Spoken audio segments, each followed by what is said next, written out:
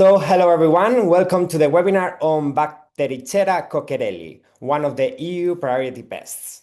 As you might know, we have already provided 3 webinars on EFSA's plant pest survey methodological framework and the toolkit, including the repest and the OptiPest, and 4 webinars on fruit flies, Tephlididae, and 11 webinars on EU priority pests. If you did not attend the previous webinars, and you would like to know more about them, the recorded presentations are available on EFSA's official YouTube channel and on the EU Academy website. This webinar will refer specifically to the pest Bactericera cockerelli. Lastly, for the new attendees and as a reminder, since the microphones are mute, the Q&A chat is enabled for you to ask any questions that you may come up while the experts are presenting. Before we get into the content of the webinar, let me remind you some housekeeping rules. You are automatically connected to the audio broadcast, one-way audio, listening only mode, and participation is not permitted. The event is in English. Questions should be submitted in English via the Q&A chat. If some questions remain unanswered, you can resubmit them via email. Please consider that official answers will be published in the EU Academy only after the webinar. This event is being recorded, and recordings will be published on EFSA's official YouTube channel and on the EU Academy. We will send all the information after the webinar. After the event, attendees will be requested to evaluate this EFSA's event filling out a Microsoft survey. As you can see on the screen, this is the agenda for today. Now we are in the presentation, and in some minutes, I will hand the floor to the experts for the presentation.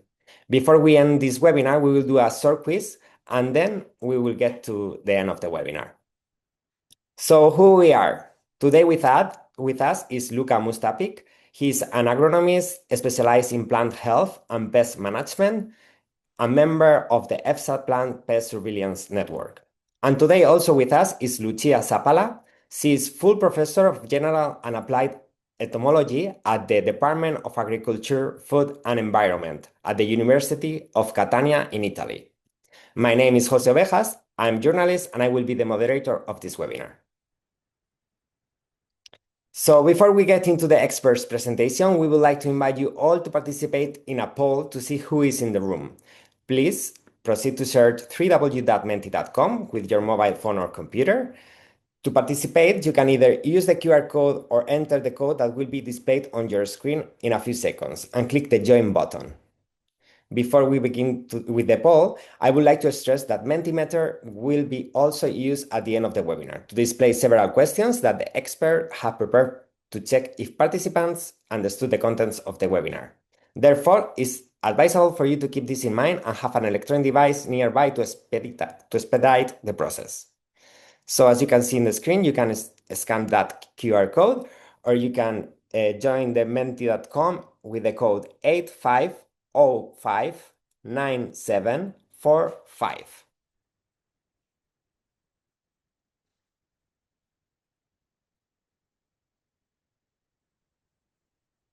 Okay, I can see half of you are from the National Plant Protection Organization at central level. We can see 14 people from the National Plant Protection Organization regional level, a couple from the support laboratory diagnostic. Okay, so let's move on. And now is the time for me to hand over the floor to our 2 experts. So Luca, Lucia, the floor is yours. Thank you, Jose, for the introduction. Hello, everyone, once again. My name is Luca. Today with me is Lucia. Hello, Lucia. Hello, Luca. Hello, everyone attending the seminar. Yeah, can you just confirm that you see the slides and presentation? Yes, indeed. I can see them clearly in presentation. Thank you. Okay, great. Then we are good to go. So this is the plan for today. We are going to be running the repest tool in order to design a detection survey focused on today's pest, which is the potato psyllid or Bactericera cockerelli. Briefly, we will remind the participants about the EFSA methodological framework for the survey design, but mainly we are going to be talking about the main parameters for the application of the framework focused explicitly for this pest, and in particular, we'll be showing how to reach a sensible epidemiological units, how to set inspection units, risk factors, detection methods, and also confidence level and design prevalence. Before we go into the scenario, really quickly, I will just remind everybody about the EFSA methodological framework. If you watched previous webinars, I'm sure that you know all about this, but in essence, the EFSA methodological framework is well embedded within the tool called Repest, currently version 3.1, and its main goal is to solve one of the main issues of the plant health surveys, which is that we cannot inspect the whole host plant population, the target population, since usually it's too large, it's practically impossible. So this tool allows us to calculate a sample size which is representative of the whole target population. And this is the scenario for today. So we are playing a role of an MPPO, which was notified recently that our garden center is importing plants for planting of tomatoes from the areas where Bactericera cockerelli is known to occur or present. And we ordered a risk assessment, and our risk assessors have notified us that this risk is actually very high, because also in our proximity of this area, we have a large potato production field of 2,900 hectares. So our main goal as the MPPO and the risk manager is to know what is the pest status in our potato fields. And let's get now right into the Repest tool to start a survey from the scratch. If you have a save session, you can always load your survey, but for this purpose, we are going to be starting a new survey from the start. We are going to be running a detection survey since the Bactericera, as we will see, is not present currently in EU. So this is a survey that we are conducting to elaborate on our pest freedom. We are in the initiation phase here. The first, we need to set the goal, and usually we are running this annual survey, so priority pests to be compliant with the regulatory requirements. Then we need to choose the pest from the drop-down menu, and if you just type the first few letters, you will easily find it. And then, as far as we know, in the EU, it's absent, and usually the surveys of all priority pests are done annually, so we can assume that the last survey was last year, and we conducted a detection survey as well as for this year. And now I think it's a good time to switch to Lucia to introduce this pest and its biology. Okay, great. Thank you very much, Luca. So the object of today's seminar is this tiny jumping plant lice, or psyllid, whose scientific name is Bactericera cockerelli. It actually belongs to the order Hemiptera, superfamily Psylloidea, and family Triosidae, that is so called because of the trifurcate basal vein in the forewings, which is a diagnostic character for this family.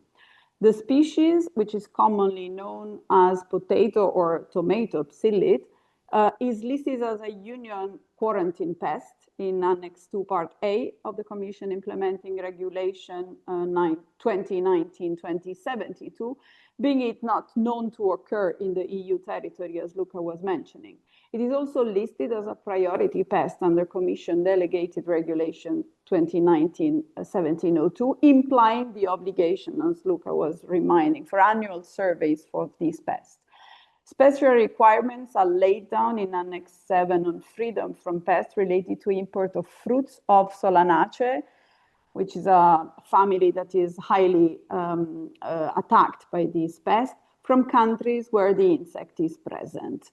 So let's go see where this insect is present. Can you switch to the next slide? Thank you, Luca. So this pest, Bactericera cockerelli, is believed to be native to southern, North and Central America. It is not known, as we were saying, to occur in the EU, and its historical range and genetic diversity are heavily concentrated in the Western United States and Mexico, and through human-assisted dispersal, it has reached parts of South America, like Ecuador, and Oceania, like New Zealand and Australia. Next slide, please. By combining both empirical observation with bioclimate data, so using a correlative ecological niche model, for large climatically suitable and optimal regions that are here highlighted with dark red were identified in South America, Eurasia and North Africa, Sub-Saharan Africa, and Australasia. These areas are areas of potential invasion and establishment of Bactericera cockerelli and of the causal agent of the disease that this psyllid is able to transmit, that we will talk about in a few minutes. When making a close-up to Europe, to the EU actually, taking into account the distribution of Bactericera cockerelli in areas where it has been already reported, such as the Americas and New Zealand, it is assumed that it would be able to become permanently established outdoors in southern and central areas of the EU, as well as in northern areas that have mild winters. Actually, establishment in the east of Poland and farther north is unlikely, but transient populations could be possible. Besides, it should be mentioned and reminded to all of us that many of the psyllid solanaceous host plants are also cultivated under protected conditions, which would provide good conditions for its establishment. Finally, in terms of invasion potential, also the wide distribution in the EU of susceptible crops that we will see are mainly solanaceous crops, highlighted as well the relevance, both in terms of cultivated surface as well as amount of production, is another element that would help the establishment of this pest in the EU. Next slide, please. So let's see how does this tiny sap-sucking insect develop and behave. The adult females, they lay eggs individually on the lower or upper surface of the leaves, usually near the leaf margin, and generally on the upper part of the plant. After egg hatching, the young nymphs crawl down the egg stalk to search for a place to settle and feed. And nymphs usually remain in their place sedentary during the entire development, preferring sheltered and shaded locations. They go through 5 nymphal stages, and then female and male adults emerge, and they are ready to mate after a few days. Nymphs and adults, and that's also a characteristic feature, they produce characteristic and large quantities of small whitish excrements, which may adhere to foliage and fruit. Adults are good flyers and readily jump when disturbed. Female produce chemical cues were proved to attract males before mating. Actually, this has been proved at the experimental level, but there's no practical application of these chemical cues yet. Egg laying starts a couple of days later, and oviposition lasts around 50 days, and female lay an average of 300 up to 500 eggs over the lifetime. And actually, this lifetime total adult longevity ranges from 20 to 62 days, and females usually live 2 to 3 times as long as males, depending on the host plant that they attack. Weather is an important element for all insects, as we know, but in particular for these kind of insects, and it's influencing the biology of Bactericera cockerelli and its potential damage to host plants. It seems to be adapted for warm, but not for hot weather. Cool weather during migrations, or at least the absence of high temperature, has been associated with several insect outbreaks. Actually, optimum psyllid development occurs at approximately 27 degrees, whereas oviposition, hatching, and survival are reduced when temperature go upon 30 degrees, 32 degrees, and stop totally at 35 degrees Celsius. Next slide, please. So let's see its life cycle. So the potato psyllid actually can complete multiple generations per year, considering that under optimal temperature conditions that we said are around 27 degrees, the entire life cycle lasts around 2 weeks. So this makes it able to complete lots of generation during the year. Thinking in terms of survey timing depends on the host plants and local environmental conditions, of course. But surveys should be started when the target pest is active and conditions support its presence, which varies with microclimate in each member state. It can be all year round in hottest Mediterranean areas or during summer in other areas. Visual examination and trapping actually of Bactericera cockerelli, as we will see later on, and other psyllids also, should start at the beginning of the cultivation of the growing season and continue throughout the life cycle, the production cycle. In general, the best period, and we will see it more in details, to observe adults is from April to October. Generations often overlap. This complicates the evaluation of population dynamics during outbreaks. And the potato psyllid overwinters as adult on evergreen or perennial plants in the Solanaceous family, such as bittersweet nightshade or matrimony vine, or both cultivated and uncultivated non-crop hosts that serve as a critical bridging reservoir where the psyllid survives harsh winter conditions before migrating to infest seasonal cash crops in the spring. The potato psyllids can survive cold winters. There are reports of nymphs and adults surviving at -15 or -10 degrees, respectively. Besides, a recent research proved the higher cold tolerance and therefore overwintering success of potato psyllids infected with the bacterium that we will talk about in a very short while. Next slide, please. Indeed, as anticipated, this psyllid is able to transmit the bacterium Candidatus liberibacter solanacearum, which is a phloem-limited, gram-negative, unculturable, or fastidious, as it is called, bacterium, associated with several emerging diseases. Among them, it is associated with a potato disease, which is called zebra chips, that causes significant economic losses by reducing both yield and quality of potato crops, as well as other diseases in other solanaceous crops and other also crops. Several haplotypes, actually, of these bacteria have been identified with different letters from A, B, C, D, E, F, U, G, and 2 different H haplotypes, and CRAS1 and CRAS2. Bactericera cockerelli is known to transmit haplotypes A, B, and presumably F. Actually, some of these haplotypes, as you can see in the slide, were reported as being present in the EU. These are not the ones transmitted by Bactericera cockerelli, they're transmitted by other psyllids, and they are mostly noxious, they damage apiaceous plants.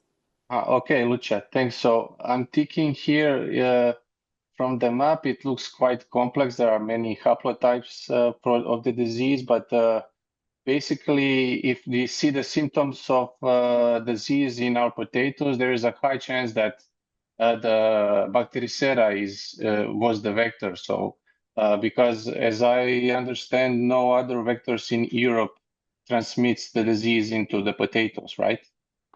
Yes, thank you, Luca, for your very good question. And actually, you're totally right. No other vectors are known to transmit these haplotypes related to solanaceous crops, and in particular potato. Actually, in solanaceous plants, so this bacterium is primarily spread from insect from infected to healthy plants by these psyllid species. However, the bacterium can also be transmitted by grafting and via dodder, which are parasitic plants of the genus Cuscuta. And besides, the bacterium can also be transmitted through seed potato tubers.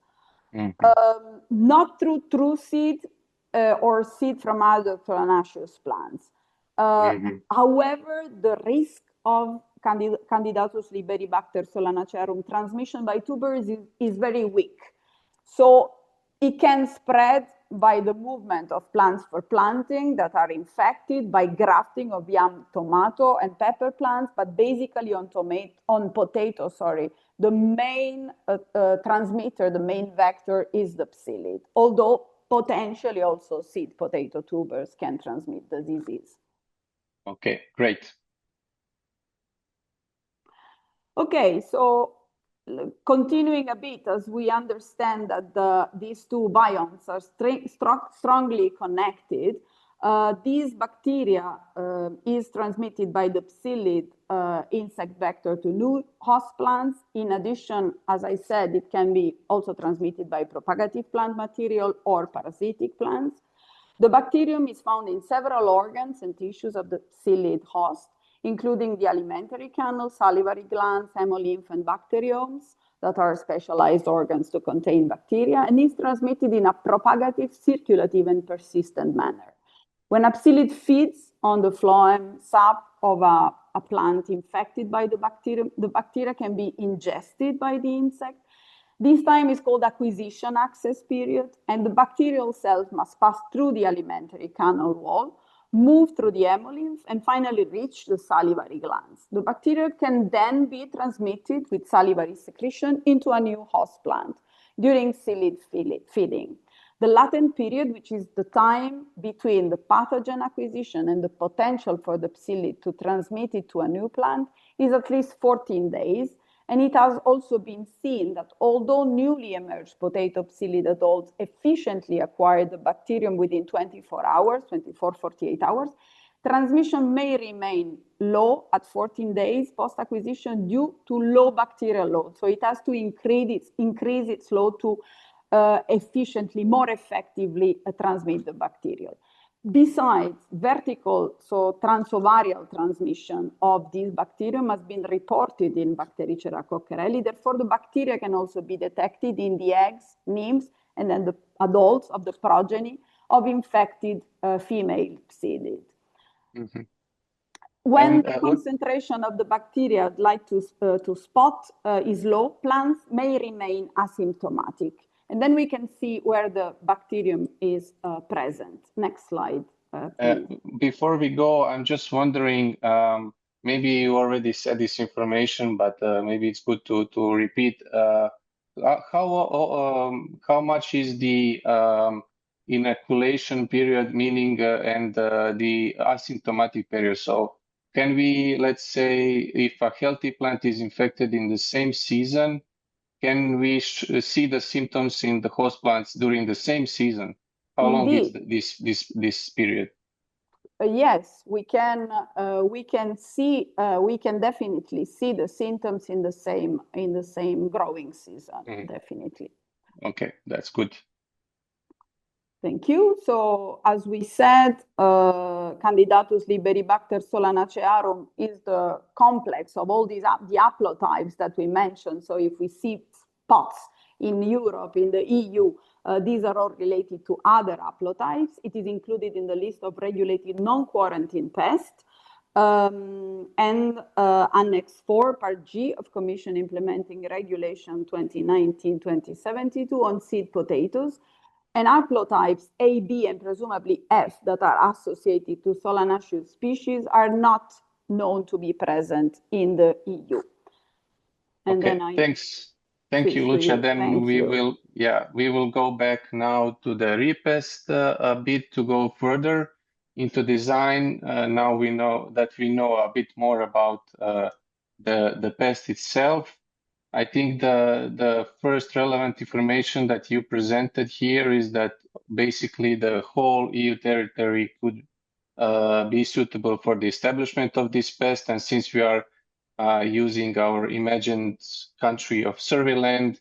I think all of our area is also suitable for the establishment. So I'm going to choose the whole survey area, the whole country as a survey area. And then what I'm wondering is, you mentioned that the host plants of this pest are the solanaceous crops, but I'm wondering what would you recommend for the detection surveys? Okay. Yes, actually, the species is listed as being polyphagous since adults have been collected on a wide variety of plant families. However, eggs are laid and nymphs feed and develop only on a few plant species of the families Solanaceous, Convolvulaceous, and Lamiacea. So definitely Solanaceous cultivated crops such as potato, tomato, sweet pepper, and eggplant would be the most relevant for the psyllid to lay eggs and to reproduce. So certainly it can be considered that it has a clear preference for tomato, for potato, and for eggplant, sweet pepper, and also solanaceous weeds are also reproductive hosts, and this is very relevant. Such as, for example, the perennial plant that I mentioned before, the bittersweet nightshade, which is widely distributed in Europe and is a year-round host of the potato psyllid. Considering both the bacterium, but especially the psyllid host range, when surveying for Candidatus liberibacter haplotypes that are related to solanaceous crops and their vector, Bactericera cockerelli, surveillance should be carried out on solanaceous species, and in particular, I would say on tomato and potato for sure. Okay, so we will be, I think, focusing on these two crops, but you are mentioning also some wild solanaceous crops. I think those could be also relevant in case of, let's say, a delimiting survey, because it could be a reservoir for the pest in the overwintering stage. But in any case, I think for our case, we are safe to focus on tomatoes and potatoes. Okay.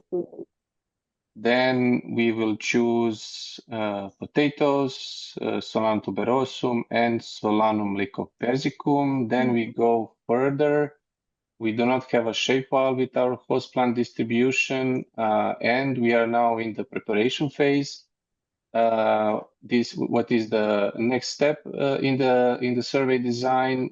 Here you can always consult the pest survey card of EFSA on Bactericera cockerelli. The link is always provided here. And our now main objectives are to characterize the target population. So we are starting with the target population. For this, I will go back to the slides a bit. Very briefly, we will mention the structure of the target population. As you already know, it's a survey area divided into epidemiological units. Within these units, we survey the inspection unit depending on the methods we are using. And within these inspection units and the target population as a whole, we want to introduce usually a risk factor, since we want the survey to be risk-based. Starting from the level 1, as I already showed, the survey area will most usually depend on the climatic suitability and potential of establishment of the pest. As we already showed, the whole survey area is then chosen. And for the epi units, we, beside the major potato production, which is in the vicinity of our risk location as per our scenario, we also have in another region on the right, a major open field tomato production. And as a risk manager, we decided that we want to focus on these two most economically important crops for us. Next step we need to set is the inspection unit, and it's the unit which is examined for the pest present presence. It can be trap area, plant, or even a pest vector, as in our case. In any case, for our scenario, we decided that we are going to be using trapping as our main method combined with a visual examination. So our inspection unit is the area covered by a single trap. So let's go first to the inspection unit calculation, since this is the first, let's say, quantification that we need to provide to the tool. In order to calculate the sample size, we need to know how many inspection units we have in our area. As we already mentioned, our inspection unit is the area covered by a trap. And we need to calculate how many of these cells we would need to have to cover with our traps. And you can do it. We are first calculating if we have 2,900 hectares. If we divide it via the trap coverage, we get around 288,000 cells of this area of 100 meter squares, which is covered by a single trap. And this number of cells we would need to cover the whole potato field production. Similarly, you can also arrive at the number of plants per hectare. This number is needed in case you want your inspection unit or your detection method to be visual examination only. And similarly for tomatoes, you can get your plausible figures of tomato production. And once you have a between row and between plants distance, you can calculate how many plants you have per hectare. And then if you have 2,900 hectares, then we would get around 140,000 cells of this trap area and to cover the whole tomato production. So this is the first two parameters that we covered, and now we are ready to go back to RIPES to carry on. As we mentioned, the inspection unit in our case is the area covered by a trap, and we said that we want to combine multiple field detection methods that use different types of inspection units. This is exactly our case. And then we see that we have two tabs here with the two host plant categories that we've chosen. So let's go first with the potatoes. We need to answer, can the target population be infinite? We click no, because we just show that we know exactly how many cells our target population contains. And for the epidemiological unit, we can choose the user-defined option to describe our epidemiological unit as potato open field production. And very importantly here, the number of inspection units is the number of cells. So we enter the number of 288,000 cells. Okay, this is then set for the potatoes. We do the same for the tomatoes. Again, the target population is not infinite. Epidemiological unit is 1, which is we are considering the tomato open field production. And again, we had 140,000 cells to be covered by the trap. Now, once we are finished with the inspection unit, the next parameter are the risk factors.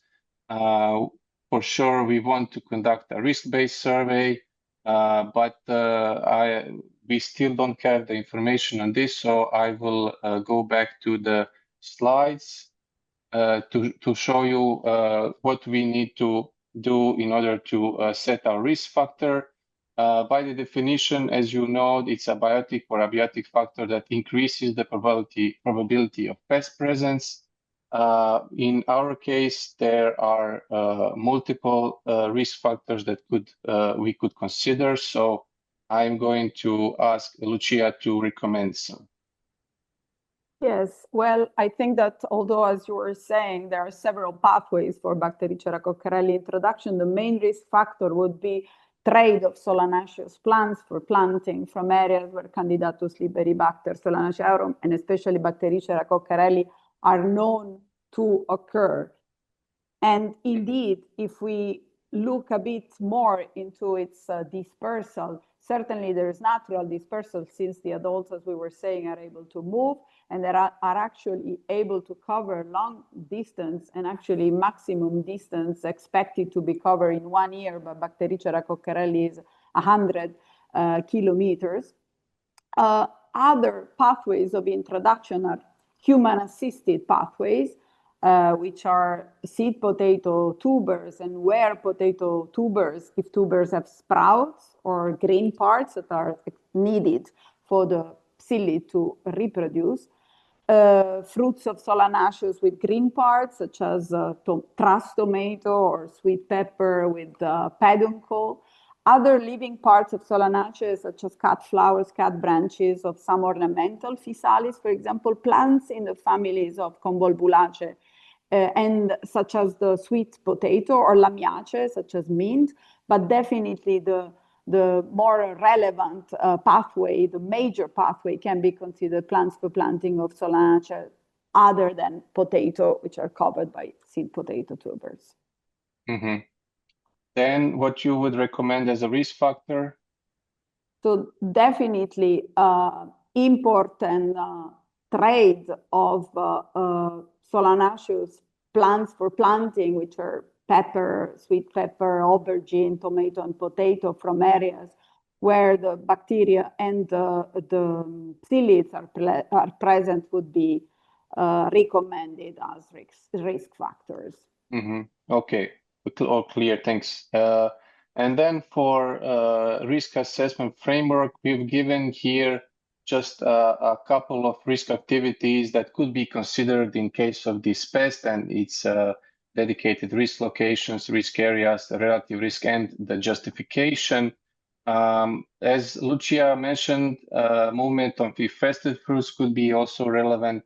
Import of plant parts, such as cut flowers from infested areas, is also a medium relative risk, but for our case, we'll be considering a risk factor related to the proximity to our garden center, which is a risk location, and in particular, the distance of the risk location to the potato production. So each potato production field less than 1 kilometer from the garden center is our highest relative risk. And this is the structure of the target population that is fully set for our scenario. And as we mentioned, for the risk factor, the risk factor is the proximity to a risk location. The activity is the production of potatoes in the proximity. The location itself is the fields, and area at risk is, as we mentioned, the surrounding of these risk locations. Now, once we have highlighted our risk factor, let's go back and enter this information into the repest.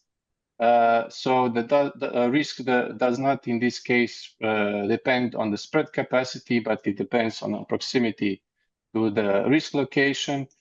So we will be using only one risk factor. We can label it just with a risk factor 1, and shortly we can describe it as the production of potato field, of potato open field in proximity to the garden center. This is just to be used in the report later. And now we have our risk-based survey ready for the potatoes. Next, we need to characterize the survey sites and detection and laboratory methods. For this, we'll be showing next few slides. Lucia, can you take over for this? Yes, of course. Thank you, Luca. Yes, definitely. For surveying, we reminded before that Bactericera cockerelli can be observed and identified visually on plants by visual examination, collected with plant samples. Indeed, Bactericera cockerelli Adults can be hand collected, and of course, collection of samples of egg and nymphs require visual examination of the foliage of these plants. Adults can be trapped effectively using yellow sticky traps, and we will see more details on timing and density of traps in the next slides. Thank you, Luca. Yes, so as already said, survey timing depends on the host plant and of course on the local environmental conditions. Traps should be placed in the field when the target pest is active and conditions support its presence, which varies with microclimate in each member state. It can be all year round, as we said, in hottest areas or during summer in other areas. Visual examination and trapping of Bactericera cockerelli should start at the beginning of the potato season and continue for at least 10-12 weeks. In general, the best period to observe adults is from April to October. And if we look at the production timeline of Bactericera cockerelli main host plants that you see there displayed on the slide, tomato, potato, and sweet pepper, this corresponds to the time interval between transplanting and harvesting. Without forgetting that generations often overlap, so this complicates a bit the evaluation of population dynamics during outbreaks. So psyllid abundance, also we have to remember that early in the season is more concentrated, is more abundant on the field hedges, and as the season progresses, it is more evenly distributed throughout the fields. So if we want to have more details, can you switch to the next slide, please, Luca, on the traps and how to place them? It has been seen and proved that yellow sticky traps or yellow water traps, but mostly yellow sticky traps are used preferentially to trap adult psyllid. It's also true that using sweep nets and vacuum trapping or sampling leaves, so visual examination and sampling, may also be used, but these methods are less efficient. It's important to set the traps low, just below the top of the plant canopy, and this is the position that seems to give the better results. And then they need to be put higher up with the growing crop, and they should be replaced weekly or every 2 weeks, depending on the season. Egg and nymphal sampling, of course, cannot be trapped cannot be done with the traps, but can be done only with visual examination of foliage, remembering that populations are initially highest at the field edges, and then they become more evenly distributed. For crops grown under protection, so in greenhouses, traps may be also placed near potential points of entry. A recent developed 3D printed trap allows to collect adults and directly put them into preservative, which is 70% ethanol. And this greatly facilitates, of course, molecular testing, especially for the bacteria infections. Although it can be said that if the insects are collected from sticky traps, it is not needed to remove the glue before a DNA extraction, and bacterium can be reliably detected in infected psyllids for up to 10 months on sticky traps stored at room temperature, of course, inside. For long-term storage, of course, psyllids before testing should be preserved in 70% ethanol. Next slide, please. So since traps should be gradually moved, as we said, up as plants grow, it is recommended, or it's easier to attach them to wooden stakes so they can be easily put higher. One trap, as Luca already anticipated, covers around 100 square meters of potato, tomato in open field. From 10 to 30 traps per hectare should be placed. Consider that placing a higher number of sticky traps in a field increases, of course, the likelihood of early psyllid detection. In greenhouse, one trap per 300 square meters can be considered together with traps at the entry point. Traps, of course, should be adequately protected, packed, and allowed to collect adults and then proceed to identification and even bacteria detection. next slide, please, to see some of the symptoms of these psyllid. And it's actually not easy to distinguish symptoms caused by the plant pathogenic bacteria and those caused by its vector. Symptoms caused by the psyllid are called psyllid yellows and are related to the psyllid feeding activity and injection of toxic saliva. On the above ground plant parts of potatoes and tomatoes, Bactericera cockerelli may cause characteristic uprightness of new leaves, retardation of growth, chlorosis, purpling of leaves, thickening of terminal internodes, enlarged nodes, and also aerial potato tubers, as can be seen in the slide. Plus, below ground, the psyllid may cause excessive numbers of very small potato tubers, very small misshapen potato tubers. Another characteristic symptom connected to the presence of the psyllid is, as I said, the presence of sugary excrements that are called honeydew, and that can look like whitish chalky particles. If we switch to the next slide, we can see some symptoms instead of the caused by the bacteria. On potato plants, symptoms are described as being similar to the psyllid yellows, making it difficult to distinguish the symptoms, including chlorosis, zigzag-shaped stems, axillary bud proliferation, swollen nodes, as I was saying, vascular discoloration, wilting of plants. And then there are also the underground symptoms, smaller tubers, increased in number of tubers, as I was saying. But mostly, the most important symptom is browning in medullary ray tissue throughout the tuber, which is, as shown in the picture, more evident in fried potatoes. And this is the reason why the bacteria, the disease is called zebra chips. Okay, I think this is enough for symptoms. Thank you, Luca. Thanks, Lucia. And the last information that RIPEST will ask us is how many potato plants will be visual examining while we are going to put our yellow sticky traps in the field. And I found one reference for this information. In our case, usually I think during the visual examination, our inspectors inspect around 20 nearby plants when they switch also the traps. So usually in the smaller plots, such as 1 hectare to 5 hectares, it's recommended to visual examine about 20 up to 100 plants. And then the last thing we need for these parameters is the method sensitivity, which is the combination of sampling effectiveness and diagnosis sensitivity.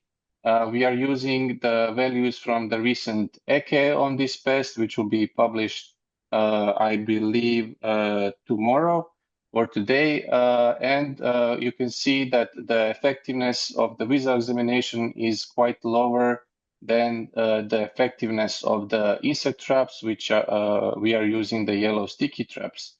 In any case, we combine it with the two available methods, which is the morphological ID and the molecular available methods, and we are deeming them highly effective. So the overall method sensitivity reaches around 80%. Speaking about the laboratory identification, diagnostic characters of the potato psyllid include, of course, a white band on the dorsum of the first abdominal segment and the V-shaped white mark on the last abdominal segment. Of course, all of these morphological characteristics are available in the keys, and you can use it via, you can see it via the light microscopy. Again, for the nymphal instars, they are not usually used in the morphological identification in the laboratory. They are quite small, as opposed to the adults that measure about 2 to up to 3, let's say, millimeters in length. And as Lucia already mentioned, a real-time PCR is also available in case the morphological ID is not conclusive. And lastly, here is the overview of all detection and diagnostic methods available for this pest. Usually, yeah, in the field, you can combine yellow sticky traps or trapping with the visual examination. In any case, if you collect the pest, it should be an adult, and those adults should be preserved in the alcohol, ethanol 70%, and sent to the lab where you can use morphological molecular methods. The good news is that we have both the EPO protocol and the diagnostic protocol from ISPM for this pest and the CCO, which is the disease. We are now finished with this part of the parameter. Now we can go back to the repest once again. I just need to correct a bit here because we do not want a risk-based survey for the tomatoes, only for the potatoes. So that's fine. Now the type of the survey site is going to be our open field production. The survey period is already highlighted, as Lucia mentioned, usually from the July up to the October is the preferred timing. And then for the detection identification methods, we are going to be using two different methods. As we said, the first one, the primary, is the insect traps, sticky yellow traps, which are going to collect the pest. And as we know, the area covered by single trap is 100 meters square, which is in hectares 0.01 hectare.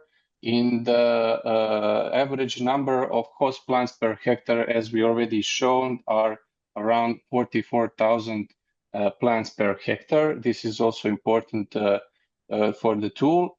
And then we do the same for the different field, the second field method, which is the visual examination. As we shown, usually around 20 plants we inspect in each inspection unit.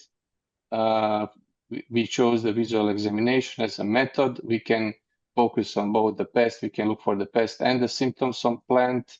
Usually we want to collect the adults.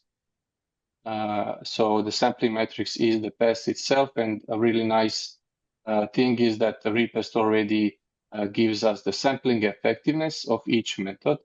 And now we need to do the same for the potato. So again, just repeat the whole process. We enter the needed information. So field method one is the insect traps, the sticky traps. It's collecting the pest. Its coverage is 0.01 hectare. The average number of tomatoes per 1 hectare is around 22,000. And then for the field, let's not forget the second method.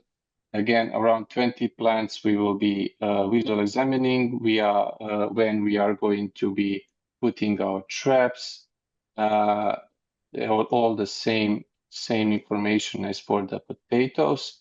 And now, once we are finished, the last thing is the laboratory, describe the laboratory methods. Usually it contains the isolation up to the confirmation.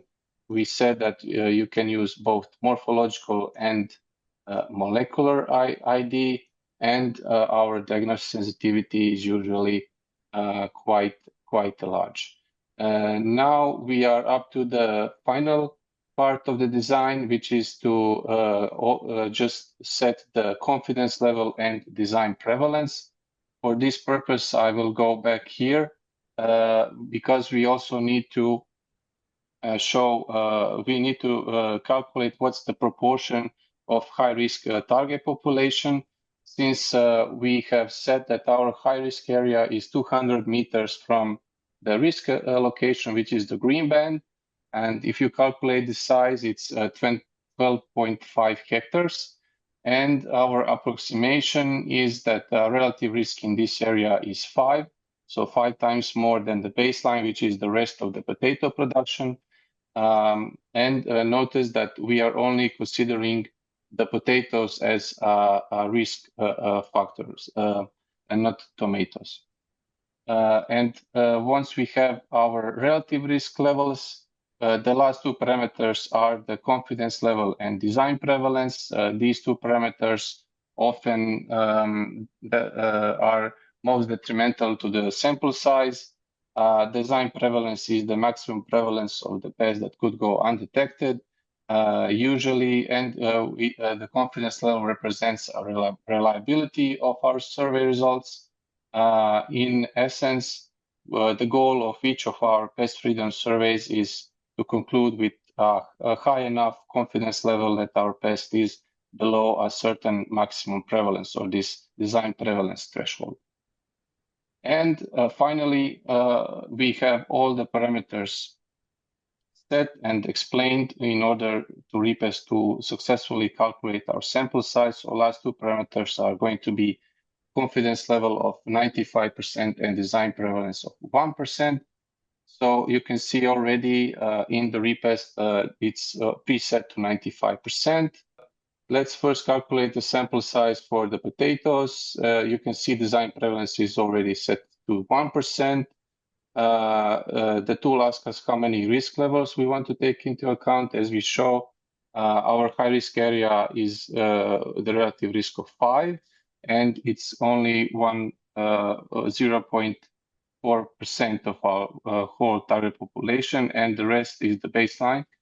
So we can click now simulate, and we finally arrive at our theoretical sample size, which is 21 traps in the high risk area and 107 traps in the baseline. We do the same for Solanum lycopersicum, but without the risk factor. And for some reason, it's not working now, but in any case, we can continue. We do not want to reallocate the samples to epi units and also to the geographical coordinates, and we arrive at the conclusion. This is where you can enter your results when you get the results from the laboratory and you finish your annual survey.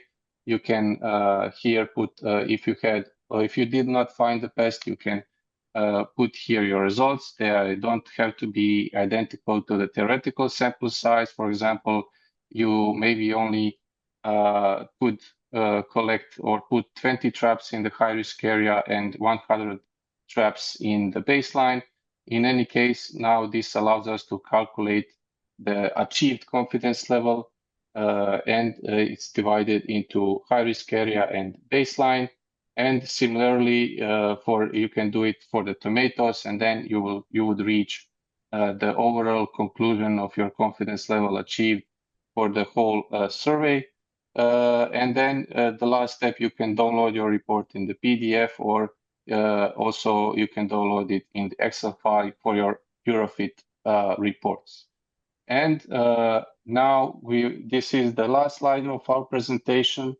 It shows our calculation. So you can see for the potato production, the tool gave us a number of around 20 traps to put in the high risk area and about 107 traps to put in the baseline. So to cover all other potato field area, as opposed to the tomato, where we did not consider a risk factor, and there we calculated that we would need around 210 traps to put in our tomato production in 1 year.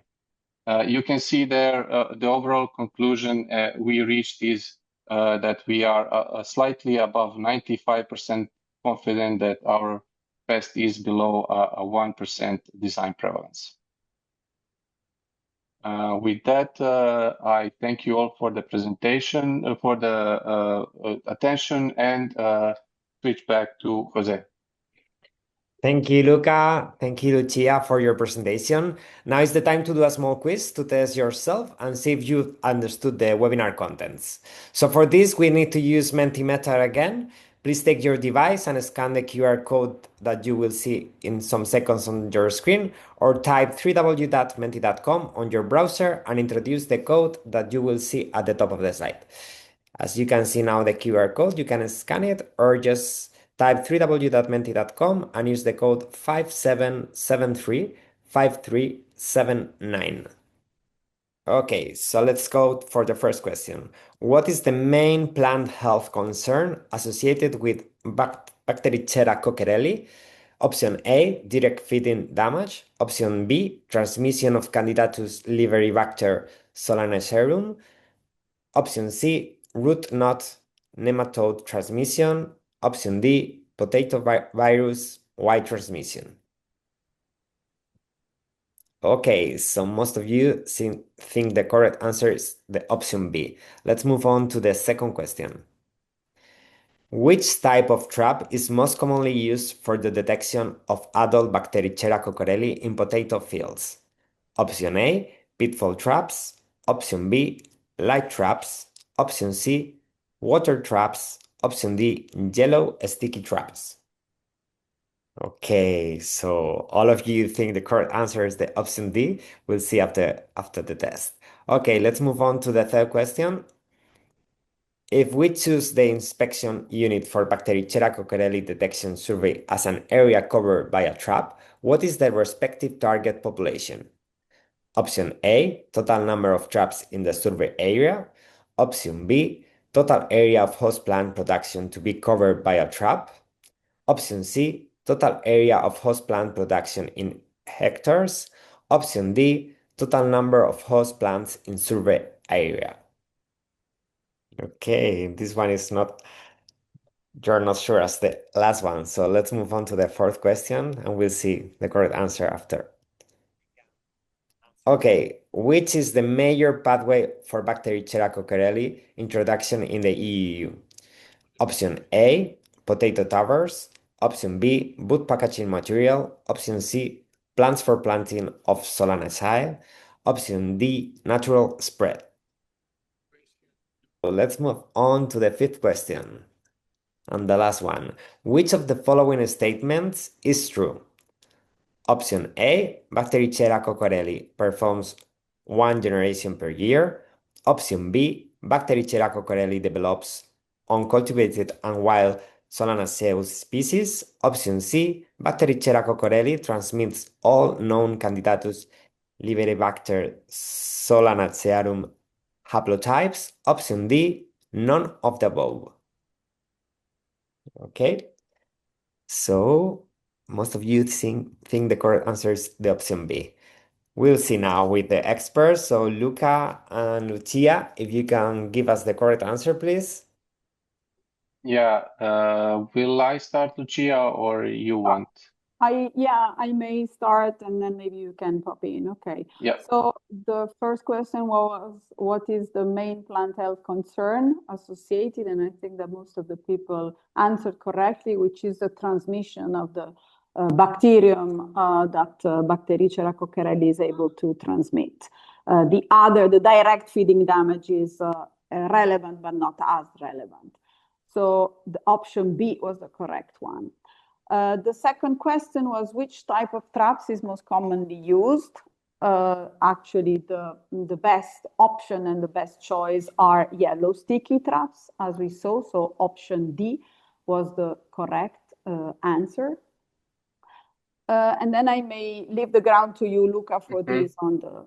Yeah, for the question 3, if we choose the inspection unit for Bactericera as area covered by a trap, our total target population should be a total area of host plant production to be covered by a trap, which is the survey cells, as opposed to, let's say, if we would consider an inspection unit as an individual host plant, then we would need to calculate a total number of plants in an area. The fourth question, which is a major pathway for Bactericera cockerelli introduction into the EU, there are many, but we consider that plants for planting of Solanaceae is the one which poses the highest risk. And then the last question, which of the following statements is true? The option B is correct, which is that Bactericera cockerelli develops on the cultivated and both wild Solanaceae species. So don't forget that also these wild weed Solanaceae species could be an important reservoir and where the pest could go undetected. Thank you again for your presentation, Luca and Lucia. Now we are getting to the end. Thank you all for attending today. In case we did not manage to answer all the questions, they will be published on the EU Academy. Please note that similar questions will be grouped where possible. The recordings of today's event will be available on EFSA's official YouTube channel and on the EU Academy with subtitles in 4 different languages: English, Spanish, French, and Arabic. Next webinars will take place on Butzaphelen-2 Xylophilus in September and Philosticta citricarpa in October. So before we leave, please take a few minutes to scan the QR code on the right side of the slide and fill in the evaluation survey. If you are unable to scan the QR code, after the event, you will receive a link to access the Microsoft survey form. Your feedback is essential to improve our future events. So thank you everyone for attending this webinar, and thank you once again, Luca and Lucia, for the presentation. We have now reached the end of the session. I hope you have all learned about this pest, and you are now well informed. As I mentioned in the previous slide, the next webinar is scheduled for September. I hope you can all attend. I wish you all a great summer. See you.